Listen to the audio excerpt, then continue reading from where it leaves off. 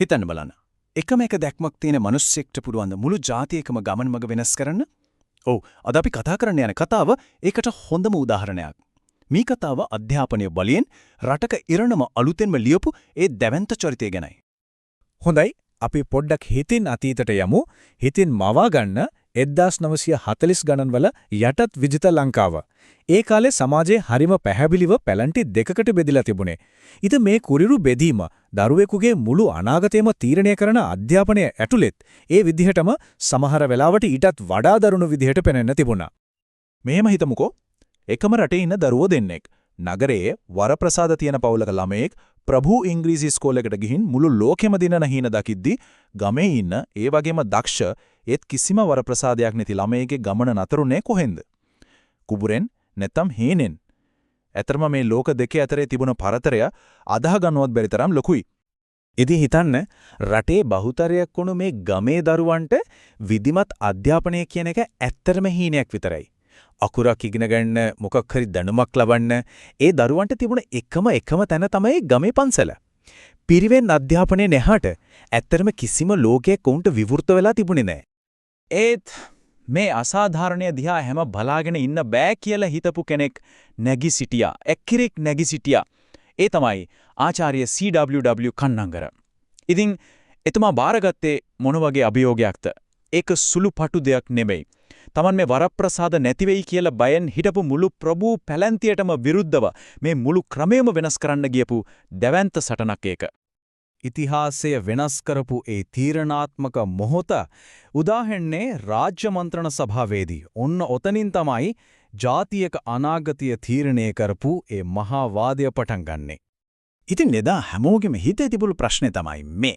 මෙච්චර මුල් බැහැගත්තු ක්‍රමයකට මෙච්චර බලවත් විරෝධයකට විරුද්ධව එකම මිනිස්සෙක්ගේ දැක්මකට පුරවන්ද හැමදේම වෙනස් කරන්න. ඇත්තටම ඒක කරන්න පුළුවන්ද? මෙන්න මේක තමයි මේ මුළු සටනේම හදවත උනේ. ආචාර්ය කන්නංගරයන්ගේ විප්ලවීය ප්‍රකාශය. සෑම දරුවෙකුටම ඒ දරුවගේ දෙමව්පියන්ගේ තරාතිරම මොකක් වුණත් කමක් නැහැ. උපතේ ඉඳන් විශ්වවිද්‍යාලය දක්වාම නොමිලේ අධ්‍යාපනය ලැබෙන්න ඕන. අන්න ඒ වචන ටික තමයි මුළු අධ්‍යාපනික විප්ලවයකටම පාර කැපුවේ. හරි. දැන් රාජ්‍ය මන්ත්‍රණ සභාවේ සටන දිනුවා. ඒත් ඊට පස්සේ තිබුණා ඊටත් වඩා ලොකු අභියෝගයක්. ඒ තමයි මේ හීනේ මුළු රට පුරාම ඇත්තක් කරන එක. ඒකට හරිම ශක්තිමත් අඩිතාලමක් දාන්න ඕන. ඒ අඩිතාලමේ ආරම්භය එකම එක අංකයකින් කියන්න පුළුවන්. 54. මේක නිකම් ඉලක්කමක් නෙවෙයි. නෑ. මේක මුළු රටේම දරුවන්ට දුන්නු ලොකු පොරොන්දුවක්. ඉතින් මේ පොරොන්දුව ඇත්තක් වුණේ කොහොමද? දිවයිනේ දුෂ්කරම පළාත් ඉලක්ක කරගෙන පටන් ගත්ත මධ්‍ය මහා විද්‍යාල 54ක් හරහා. ඒ විතරක් නෙමෙයි. පරණ විෂයමාලාව සම්පූර්ණයෙන්ම වෙනස් කරලා විද්‍යාව, තාක්ෂණය, කෘෂිකර්මය වගේ ප්‍රායෝගික විෂයන් හඳුන්වලා දුන්නා. ඒ දරුවන්ව නූතන ලෝකෙට සූදානම් කරන්න. ඒත් කන්නංගර මහත්තයා හැරිම ගැඹුරු අවබෝධයක් තිබුණා. එතුමා දැනගෙන හිටියා අධ්‍යාපනය ඇත්තරම නිදහස් වෙන්න නම් ඉස්කෝලේ ගාස්තු අයින් කරලා විතරක් මදි කියලා. දරුවෙක් ඉස්කෝලේ එන එක නවත්තන තවත් ලොකු බාධකයක් තියෙනවා. ඒ තමයි දුප්පත්කම. එතුමාගේ දර්ශනය හරිම සරලයි ඒත් හරිම බලවත්. ඒ තමයි බඩගින්නේ ඉන්න ළමයෙක්ට ඉගෙන ගන්න බෑ. ඒ නිසා දුප්පත්කම කියන දේ අධ්‍යාපනයට බාධාවක් වෙන්න කිසිසේත්ම ඉඩ දෙන්න බෑ. ළමයෙක්ගේ මනස පෝෂණය කරන්න කලින් ඒ ළමයාගේ බඩගින්න නිවන්න ඕන. ඔන්න ඔය දර්ශනය ඇත්තක් කරන්න තමයි ඉස්කෝලේ ළමයින්ට නොමිලේ දවල් කෑම දෙන වැඩපිළිවෙලක් පටන් ගත්තේ. ඒ වගේම දුර පළාත්වල ඉඳන් එන දක්ෂ දරුවන්ට ඉගෙන ගන්න පුළුවන් වෙන්න නේවාසිකාගාර පහසුකම් පවා හදලා දුන්නා. මේ දේවල් නිසා තමයි අධ්‍යාපනයේ දොරටු ඇත්තටම හැමෝටම එක වගේ විවෘත වුණේ. ඉතින් එදා ආචාර්ය කන්නංගරයන් දාපු ඒ ශක්තිමත් අඩිතාලම නිසා අද අපේ රටට උරුම වෙලා තියෙන්නේ මොකද්ද? අපි බලමු ඒ සදාකාලික උරුමය මොකක්ද කියලා.